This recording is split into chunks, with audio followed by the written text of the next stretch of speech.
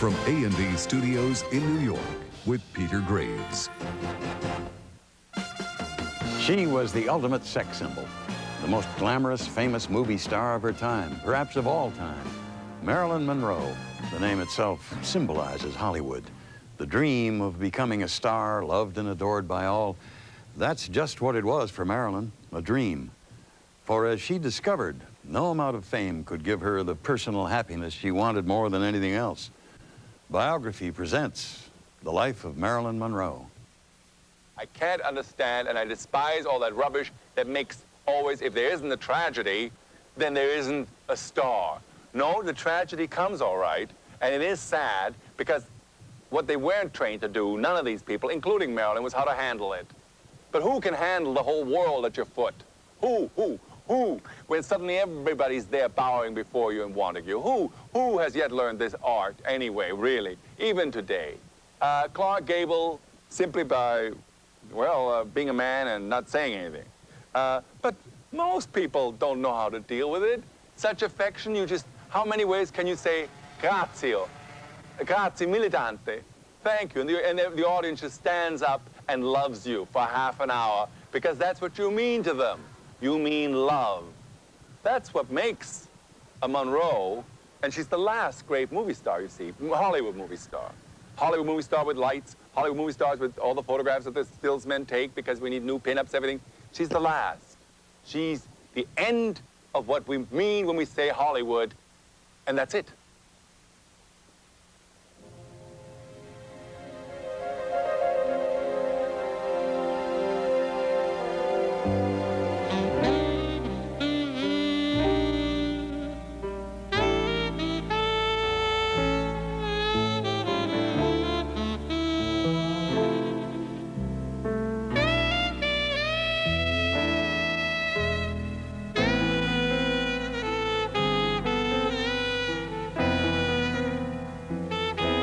Present to you the Look Achievement Award as the most outstanding feminine newcomer of 1952. Thank you, Marilyn. And as Best Young Box Office Personality, Miss Marilyn Monroe. Thank you, Mr. Nichols. And it's with honor and pride and pleasure I present this citation to you. Thank you. It's hard to explain Marilyn Monroe because you cannot explain Niagara Falls or Grand Canyon. You just sit back and admire. And awe. Marilyn Monroe was one of the most beautiful girls I've ever seen in my life. She was sweet, she was kind, and she was naive. Lee Strasberg once said, when he was interviewed about Marilyn Monroe, that Marilyn Monroe was a dream of Marilyn Monroe. And I've always been intrigued by that statement and what he might have meant by that.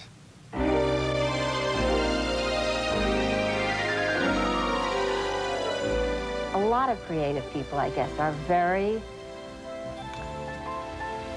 powerful in that they almost create their own realities. And it seemed to me, and I remember we had a conversation about it once where she talked about how when she was a little girl, she had dreamt that she would be rich and famous and everybody would love her and that would make the big difference in her life. But she left herself out of her dream. So everybody loved her but her.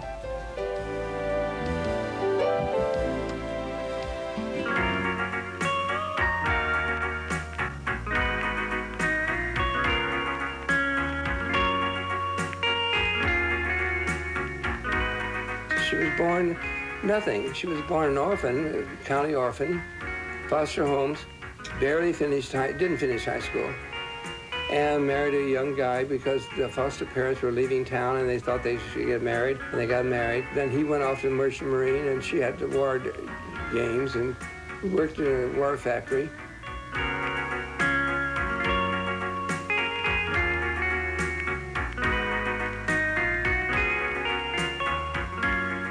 Marilyn Monroe was about 19 years old when I think she started to begin to find this focus for her life and began to think seriously about acting.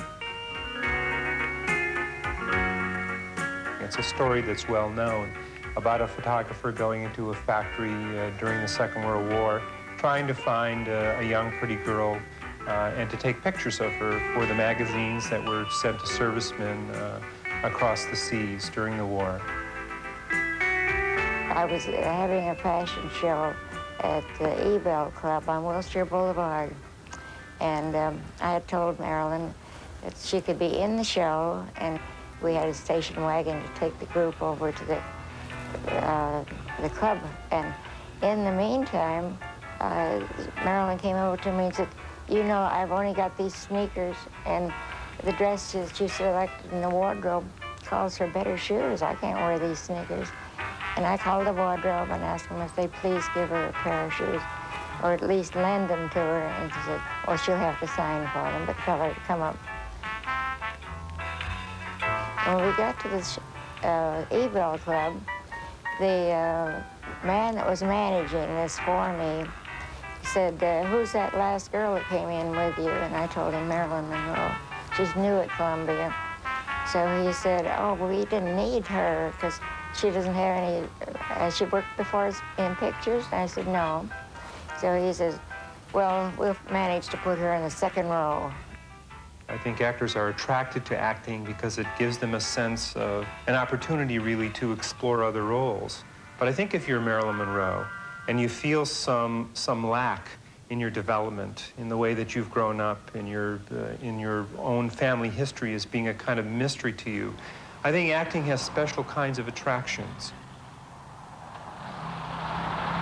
This is the first car I ever owned. I call her Cynthia. She's going to have the best care a car ever has. Put Royal Triton in Cynthia's little tummy. Right, lady. Cynthia will just love that Royal Triton.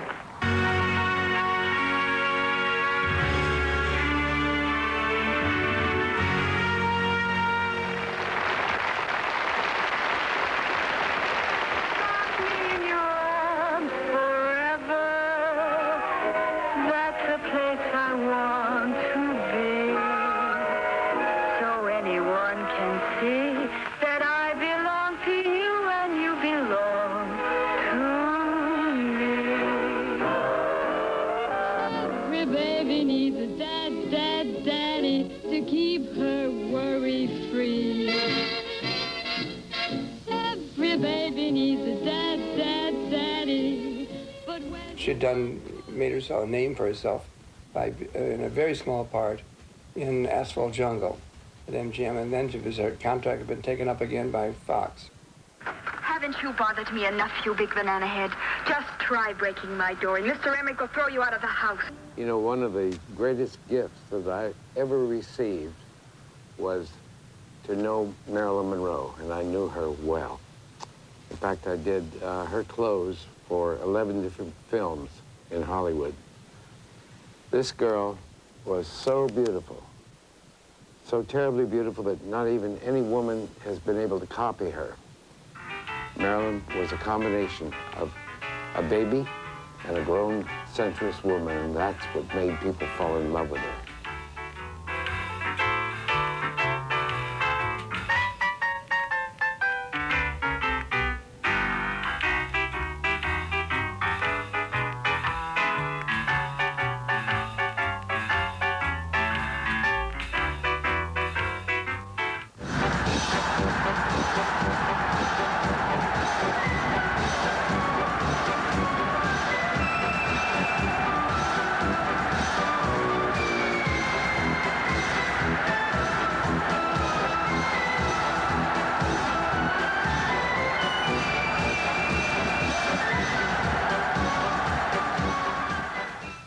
When we started the picture in Niagara, she was wonderful. She worked hard, and she knew everything. Then she asked for a weekend to go to New York, and Mr. Hathaway said, of course, you go. Because she was in love with this, baseball player, Joe DiMaggio. Joe DiMaggio. Take me in your arms and make my life perfection. Anyway, we came back from Niagara, and there was a party, and we invited her, and she didn't have any clothes, naturally.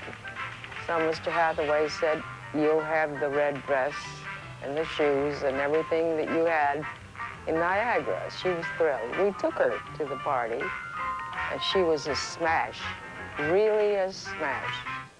Our biography of Marilyn Monroe will continue on A&E. Our biography of Marilyn Monroe continues here on A&E. When I first was doing Gentlemen Prefer Blondes, there was the big musical number called Diamonds Are a Girl's Best Friend. And the idea then was the studio making the sexiest, most exciting, almost naked lady on the screen. So I started off and I did a costume for Marilyn, which this is front and back view of the wardrobe still. And the costume was fishnet hose over her nude body. The breast and the hip line was covered with diamonds put together by a jeweler. And just as we're ready to shoot the number, good Lord, the thing goes wrong. Marilyn Monroe's nude calendar hits the market. The studio went wild. And then I got a call, throw the costume out, we've got to dress her. We might lose all the box office with the film. So I made a very covered dress, a very famous pink dress with a big bow in back.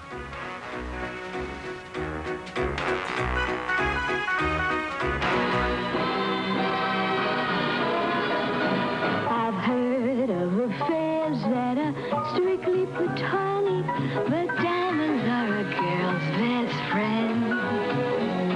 And I think affairs that you must keep Masonic are better bets. If little pets get big baguettes, or short, or tall, or young, or old, as long as the guy's a millionaire.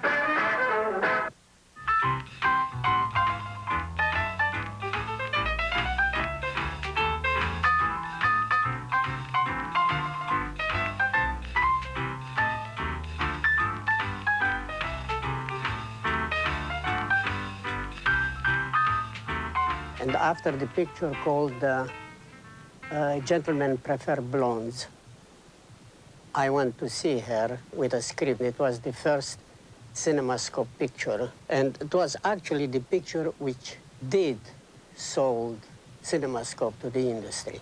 And she came the next day to see me. She started the conversation by saying simple, she did not like her part.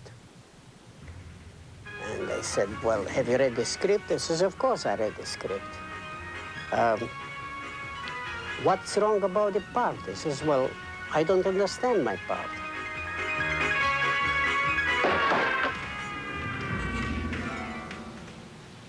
When finally we had the picture, the opening of the picture, the crowd was so excited about this talent that policeman has to carry her up like this. 4 men carry her up to come into the theater. And I've never seen those things happening again.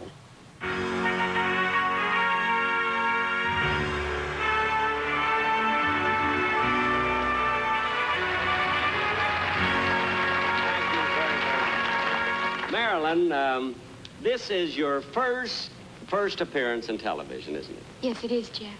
Well, I'm quite flattered that you made your first appearance on my show. I really am.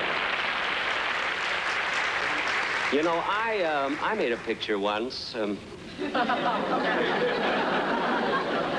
horn blows at midnight. And I believe if that had been made in CinemaScope, it would have been a huge success. Well, you know, CinemaScope is very complicated. In order to put the big screen in all the theaters, they have to take out a lot of seats. Mm-hmm. Well, in my picture, they could have taken out all of the seats.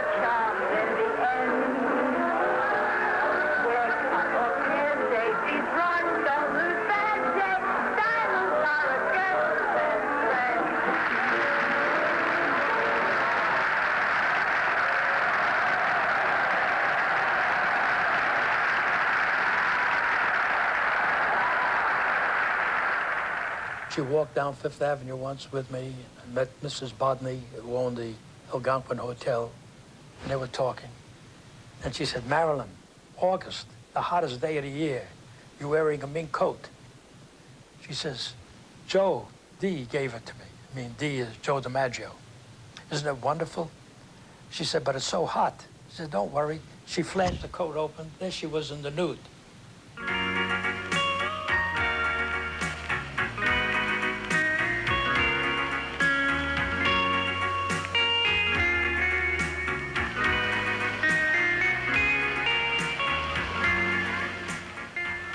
I'll never forget the time when they were doing the blowing of the skirt scene. She was on a subway grating, and they had these wind machines underneath. And the idea was they had come out of a cinema, and she stops and the wind blows up her skirt. Her husband at that time was Joe DiMaggio, and he was standing on the side with a columnist, Walter Winchell. And Billy Wilder was directing the scene. It was late at night, about midnight, and there was a huge crowd out there watching. And Billy, for some reason, kept having that scene shot over and over again. And every time he did it, the crowd, which was mainly consisting of men, started to cheer and scream and say more, more, more. And for some reason, Joe became a little uptight on it. He was a little upset. And he just turned to Walter Winchell and he said, I've had it. He walked away. And it was her birthday, June 1st. That was also the birthday of my daughter, young teenager. She said, I'd like to take Edie to the circus. He brought me down to her hotel room, and she got ready to go. And we went to the circus, and I was very shy. And it was very hard for me to talk to her. And I guess she acted shy, too. And she was just very sweet and very gentle with me.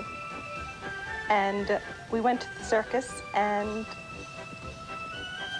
she said if anyone would recognize her, then there would be a big mob around us, so that I shouldn't call her Marilyn. And if I had to address her, to call her, hey you, or hey there, or haystack.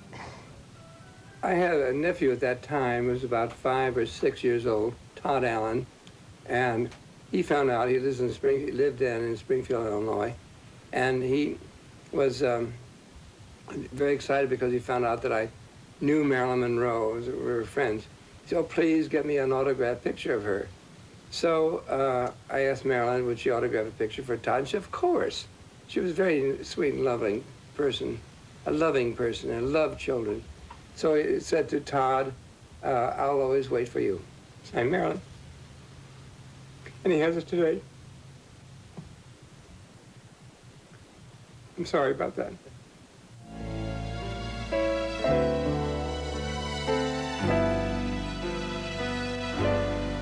But then Marilyn, a few days later, when they finished the shooting in New York, she flew back to California. And of course, that blowing of the skirt was the end of that marriage. Just a short while after that, Joe DiMaggio and Marilyn announced that they were getting divorced. This is what we would say with the conflict of careers. Good morning, Marilyn. What's the picture? What picture are you working on now?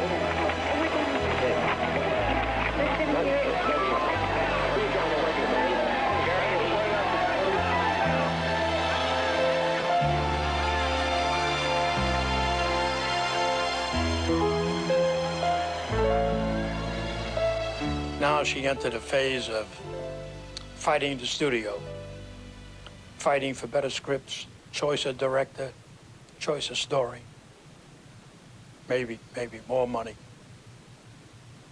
And it was a tough battle. A battle she eventually won, but in the end she lost the war, as they say. It's not that I object to doing musicals or comedies. In fact, I rather enjoy it. But I would like to do also dramatic parts, too.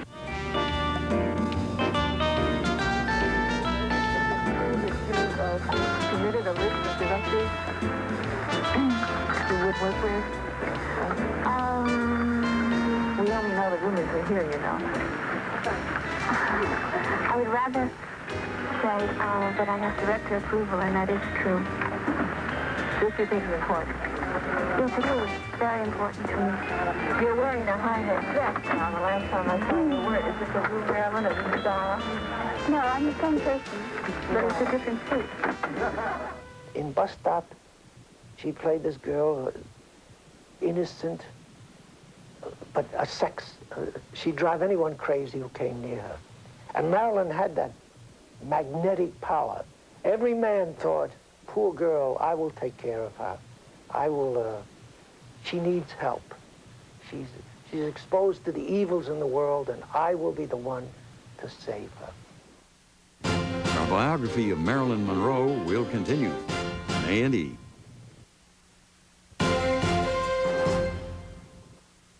By 1956, Marilyn was tired of being typecast as the dumb blonde. She wanted to grow as an actress, and so she moved to New York and enrolled at the famous Actors Studio. She also fell in love with playwright Arthur Miller, but as hard as she tried, she couldn't escape the personal demons that haunted her. What time is it anyway? Oh, it's after 9 o'clock. I've been up for hours. 9? I didn't even get to bed till 5. 5? Oh, no wonder you're so pale and white. It was amazing because Marilyn had the most beautiful skin in the world. She had skin like a little baby's. It was so clear and so smooth, not a wrinkle on her face or on her body. It was one of the most perfect skins and one of the most perfect faces and bodies I've ever seen.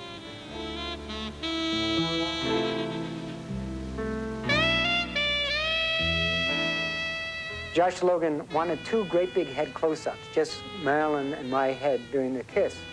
And the cinema photographer said, no, you can't do that, Josh, because this is CinemaScope. So you can't do it, too big on the screen. So Josh said, I don't care, as long as you can keep them in focus, I want just Marilyn and Don, that's all, just tight on their faces like that. So he set up the shot, and we got ready to do it. Marilyn came in, we came together for the kiss, and the cinema photographer said, no, that's no good. You're cutting off the top of Don's head. And Marilyn looked up and said, but the audience knows he has a top to his head. It's been established. And I think that right in the middle of her career, around the bus stop period in 1956, when she comes to New York and to the Actors Studio, this is an attempt to find out more about herself. And the way that she'll find out more about herself is not simply by taking these acting lessons or exploring the method, but it's also by meeting other kinds of people, meeting and actually marrying the playwright Arthur Miller. Could you tell us what kind of a wedding you're going to have? Very quiet, I hope. Do you feel certain at this time that you will be able to get away to go to England? I feel certain I'm going to try awfully hard. In the event that you are not able to go, will Miss Monroe still go? Oh, sure. She's got to go. She's got a contract to go. Well, that means you may not have a honeymoon together then. I think we will. I hope so. Later on, when she and Arthur married, or before they got married, Arthur was called before the Un-American Committee. It was the height of Joe McCarthy period. Here she was, not committed to anything, and she appeared in Washington with Miller.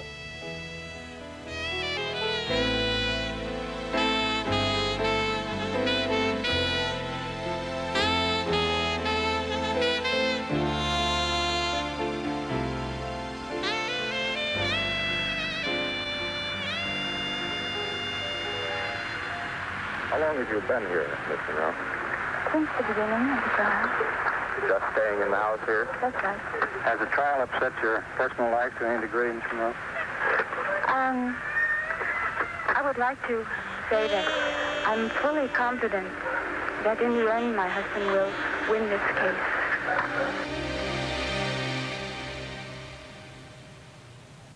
Michelangelo said something years when he first started to paint. He said, "Dear Lord, free me of myself so I can please you."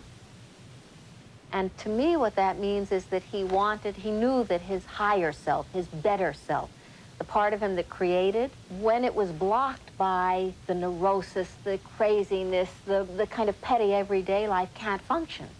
And I think that Marilyn was aware that she had this other side, and I think that's why she came to New York. I think that's why she came to my father. And she was fun to be with. She was lively and always humorous, wonderful way about her. And when I'd do a scene at the Actors Studio, I remember her coming up and she'd say, "Oh, it must be wonderful to be an actress such as you are," and she'd give me a kiss, and I would think, "It's great." So I had a great appreciation of her. Along comes something, Some Like It Hot. The whole world adores it, even though those photographs you see of Marilyn, that's another woman because Marilyn was pregnant, and so it's another woman, and then they put Marilyn's head on top of this woman.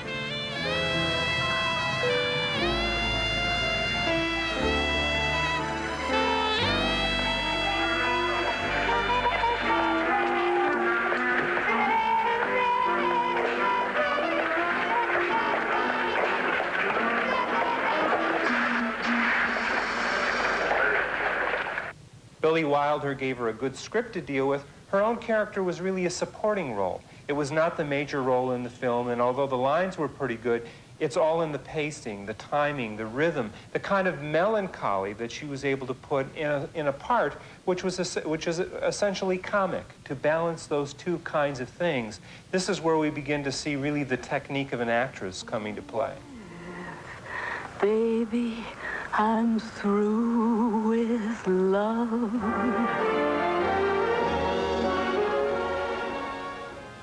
Movies made her. And if you look at the movies and you see her up there, this is not an unhappy person. This is a gloriously fantastic movie star. What more do you want? My name is Lolita. And, I'm not supposed to play with boys.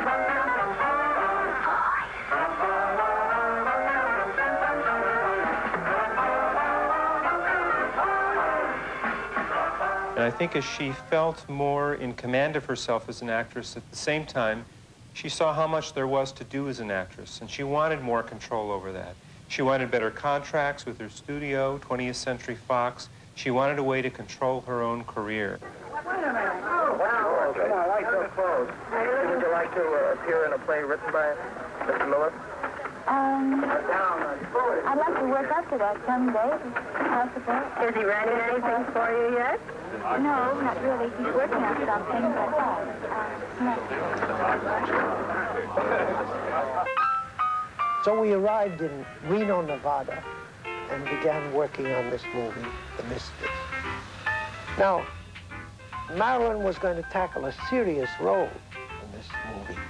And people would sneer because they thought she was just this sex symbol. And the shooting was not easy. It was difficult. Marilyn's marriage was coming apart at that time. She had had a movie just before in which she'd had a relationship, I think, with, what's his name? Yves Montand. And I don't know if it's true or not true, but anyway, the marriage was on the rocks.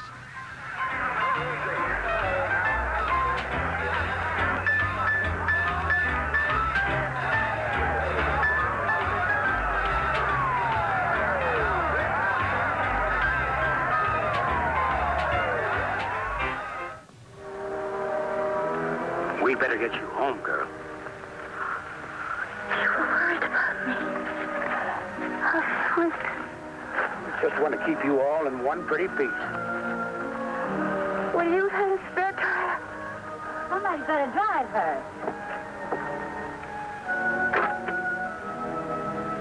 Go ahead, I'll take the trunk.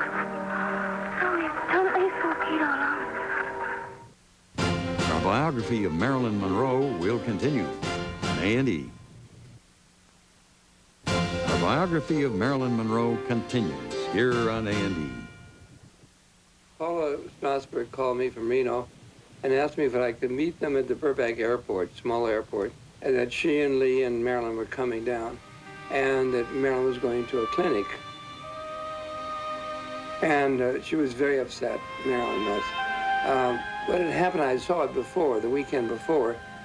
Someone, a doctor here, and I'm not sure who it was, I would use his name, put her on to a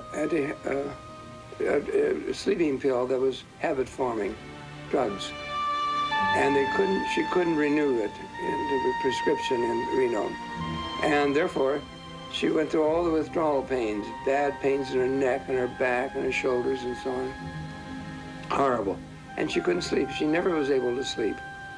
And she went, we drove her down to this clinic in them, and they'd cut down misfits.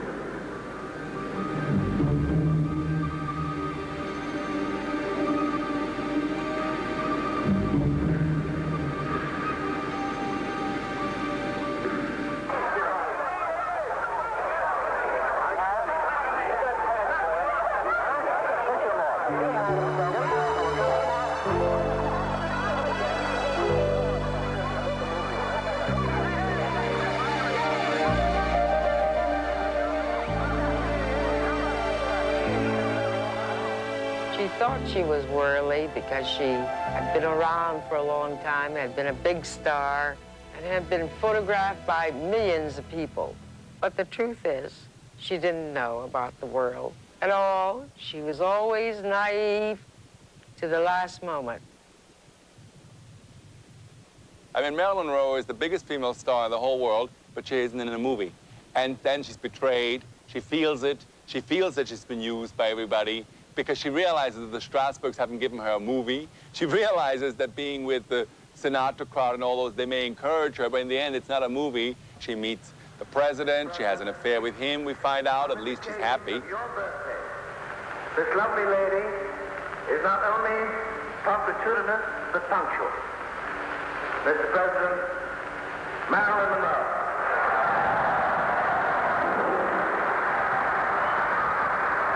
But I'll give her an introduction anyway, Mr. President, because in the history of show business, perhaps there has been no one female who meant so much, who has done more.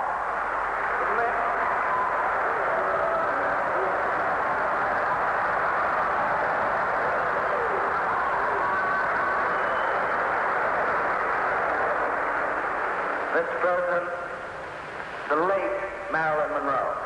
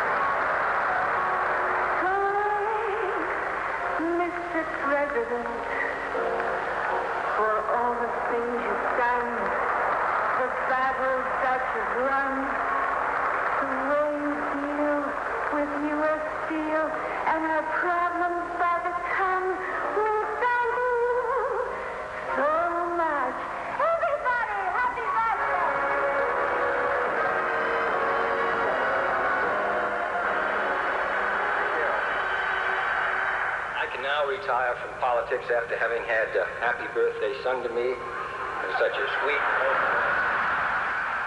He thought people loved her. Not true. Not true. It was exactly June 1st. That was her birthday. And when I arrived there, she was surprised to see me. She says, "What are you doing here?" I says, "I came out to wish you a happy birthday." And George Cougar, who was directing the film, Something's Got to Give, said, "Well, I guess that's it for the day." And the crew rolled out a beautiful birthday cake for Marilyn. It said, "Happy birthday, Marilyn."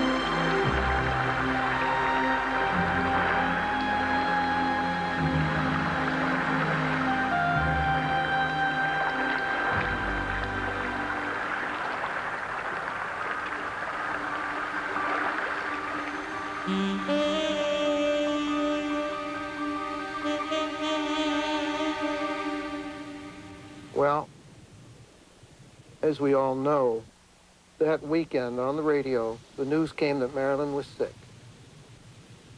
And Monday morning, the announcement on the radio said that she was not going to work.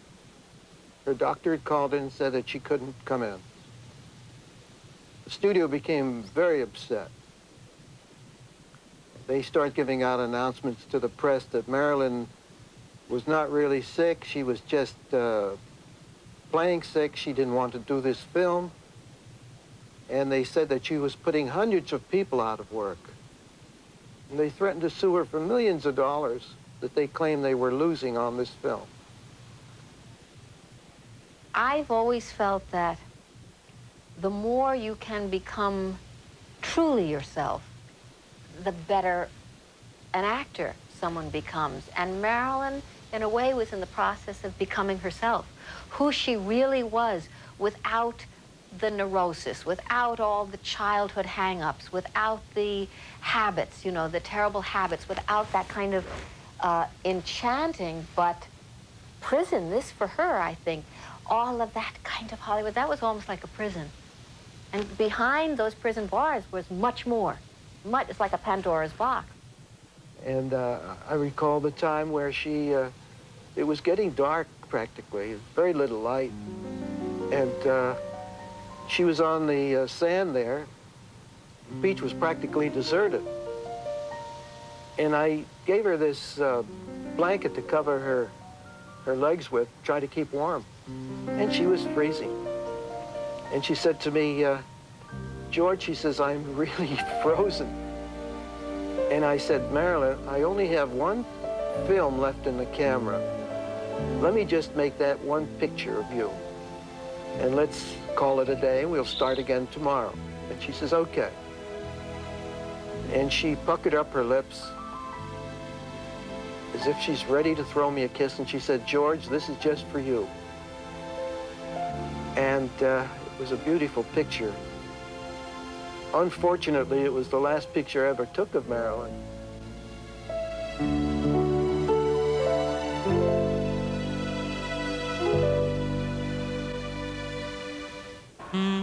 Marilyn called us from California the night before she died. It was a very strange call. She was very high. She was very excited. Something was up, but we didn't know what it was. She was very enthusiastic. She seemed to want to say that her visit would be a sort of a reunion because we hadn't seen her for many months, and it would be a perfect time to catch up on gossip, etc. And, you know, the phone ended that way. This was that we were talking about the weather and just personal ambitions, things we always talked about, and that ended it. And, of course, the next morning at breakfast, as everybody in the country must have heard by then, was the news on the radio that Marilyn Monroe had committed suicide.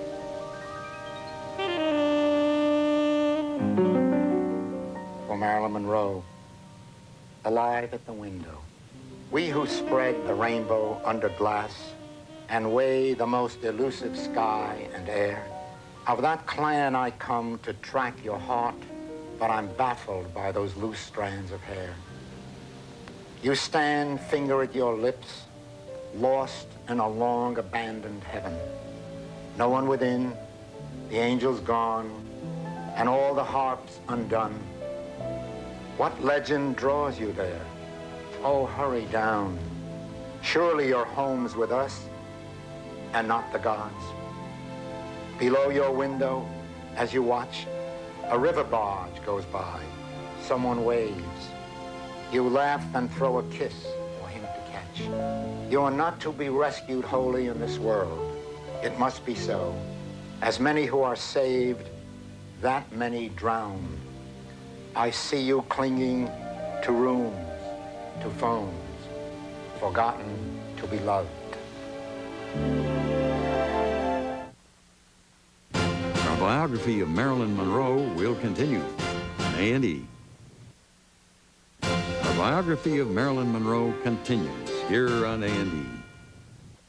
I get letters, it's amazing, the other day from a 17-year-old boy in Australia He says, I wasn't even born when you took these pictures of Marilyn. I would have given anything, he says, to have known her and to have lived in those times. And it's amazing how people feel this way. I get letters from France, from Italy, Germany, Australia, South Africa. And they're mostly, amazingly, from young people and from people that do remember Marilyn and her age group. And Marilyn, you have really set this world on fire. We all love you and we miss you very much, but you'll always be in our heart.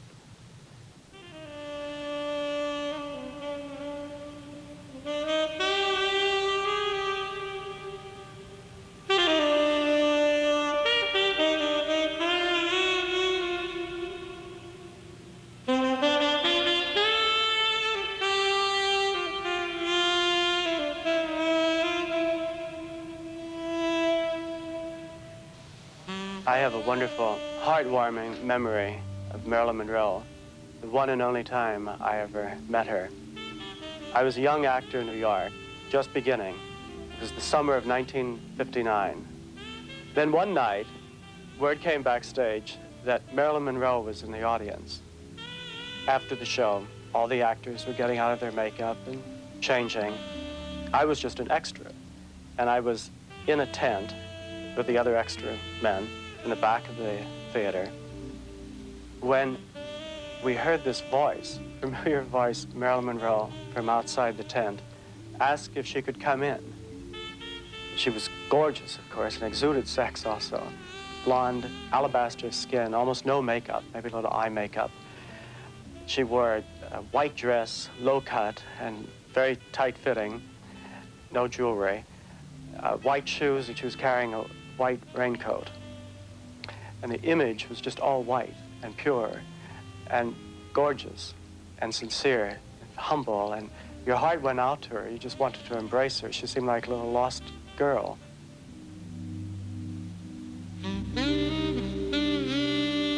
We walked to the parking lot, and there was a little hill you had to climb in order to get to the parking lot. And there we saw Marilyn Monroe at the top of the hill, waiting all alone. I turned around for a last look, and that was my last image of her, standing there on the hill, all in white, waiting.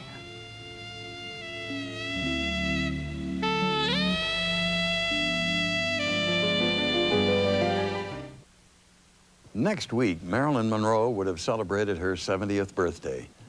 Marilyn, a senior citizen, it's almost impossible to imagine. Instead, she's frozen in time, eternally beautiful and ageless.